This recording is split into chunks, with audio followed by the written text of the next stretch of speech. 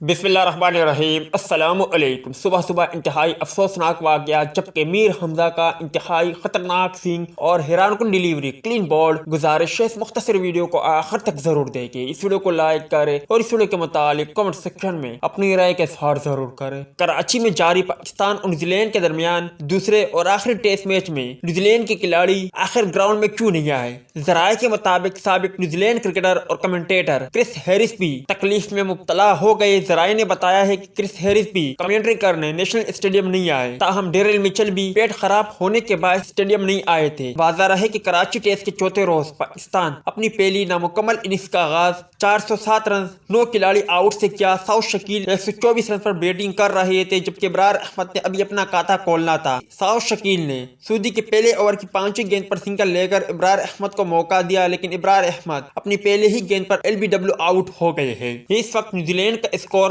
دوسری اننگز میں 44 ہے اور ان کا ایک کھلاڑی آؤٹ ہے۔ اگر میر حمزہ کی بات کریں تو ڈیوڈ کنوے کو انتہائی خطرناک ڈیلیوری پر میر حمزہ نے کلین بولڈ کیا، جن کی ویڈیو بھی وائرل ہو رہی ہے۔